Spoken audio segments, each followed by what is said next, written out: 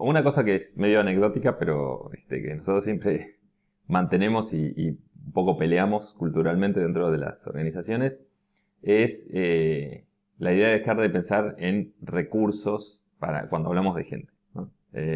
Tratamos, incluso desde el punto de vista lingüístico, de sacar la palabra recurso asociada con la gente. Para nosotros recursos son las computadoras, las máquinas, los aire acondicionados y demás. Porque básicamente lo que nosotros estamos haciendo es foco en la individualidad de las personas, en el rol de la persona dentro de un equipo, que no necesariamente es igual cuando yo saco a esa persona y lo pongo en otro equipo. Digamos, hay un montón de características y cosas que cambian. Entonces, bueno, en cuanto a contratación y demás, cómo armamos los equipos, una de las diferencias es que trabajamos mucho en este tema de entender bien cuáles son los valores y los principios que hicieron, digamos, que históricamente generaron la organización en la que estamos trabajando y cuáles son los que reconocen entre ellos. Este tipo de cosas separado entre los valores que son natos y los que son aspiracionales o los que son, digamos, los que son límites, que serían la barrera de entrada, que es lo que sí o sí tiene que tener una persona para pertenecer, para ser un miembro, digamos, importante en esta organización. Entonces, ese tipo de cosas que se discute mucho en el equipo de liderazgo, se valida con los equipos y demás, nos dan como una especie de feedback donde, más allá de, obviamente, los procesos de selección más tradicionales, la parte más tradicional del proceso de selección, que sería entrevistar a gente que cumple con ciertas características, conocimientos técnicos o cierta experiencia en distintas áreas y demás, lo que ponemos es mucho foco en las características que tienen que ver con estos valores.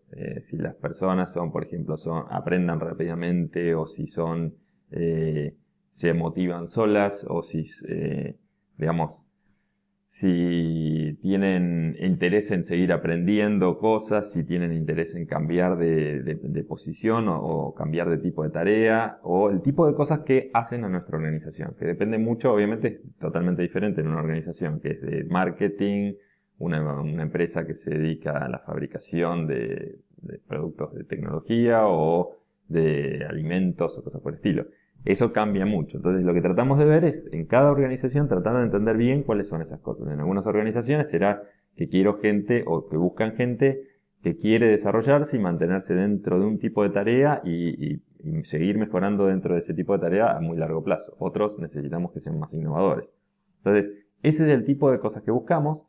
Más allá de lo que tiene que ver con el rol o el grupo en que va a estar, tratamos de apuntar a entender bien que la persona tenga las características culturales que hacen a la organización entera. Eso en general es lo que hace mucha diferencia. Pues nosotros lo que queremos después es que esa persona se pueda sumar y pueda llegar a lograr como un mecanismo de comunicación y sobre todo de confianza muy grande con sus pares. Nosotros lo que tratamos de hacer es que como veníamos hablando de este tema de los ciclos cortos, las iteraciones, en realidad para lo que es entender qué es lo que vamos a hacer, priorizar y después tener como un ciclo de feedback sobre lo que obtuvimos como resultado. También hacemos en esos mismos ciclos de feedback el tipo de reuniones que llamamos tradicionalmente retrospectivas, que son reuniones que hace después el equipo tratando de ver, el esquema que estamos hablando es un esquema de mejora continua, entonces en esas reuniones retrospectivas el equipo trata de ver qué es lo que pasó en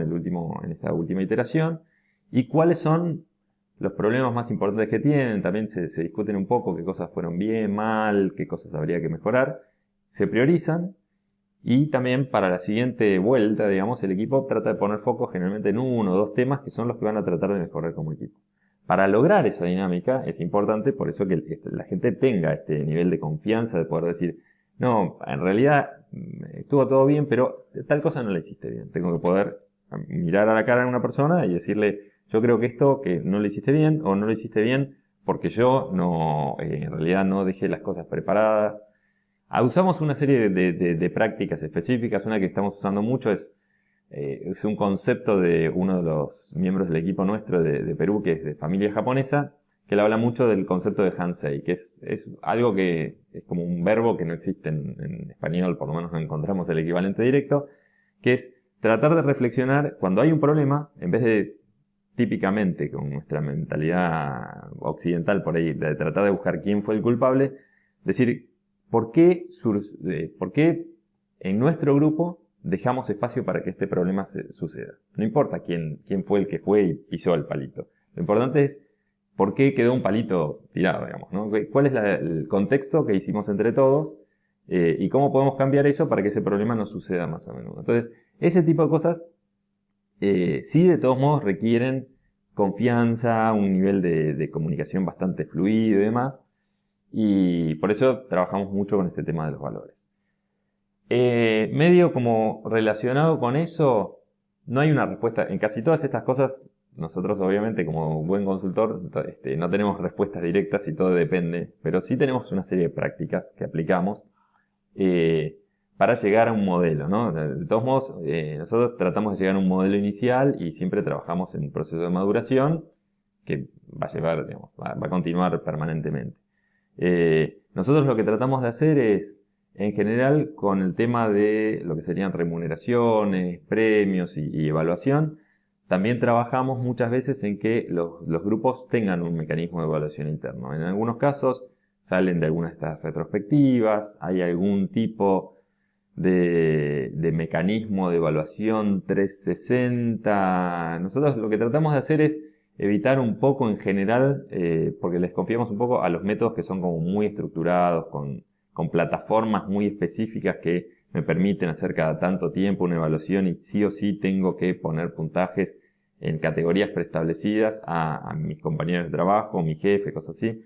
Y tratamos de hacer algo por ahí similar, pero llegando a ver dentro de mi organización cuáles son las cosas que yo quiero destacar o no de alguna persona.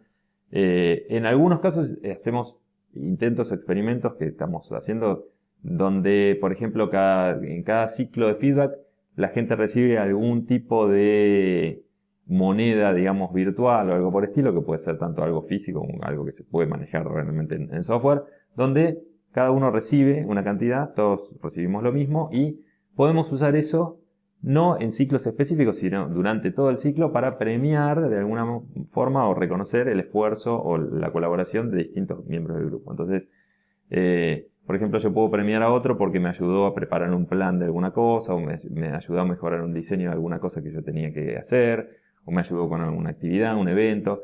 Y eso es como una especie de flujo que, más allá del saldo que queda pendiente, porque muchas veces pasa el tema de que si yo tratara de manejar con cuánta plata quedó cada uno, con cuánto de estos premios quedó cada uno, puedo caer en la trampa de que en realidad el que otorgó menos y de alguna forma hizo lo suficiente como para recibir más, ganó. Lo que tratamos de ver al revés de eso es mirar un poco y analizar un poco la historia de qué es lo que pasó. ¿Quién recibe más cosas? ¿Quién es más reconocido? ¿Quién reconoce más a los demás?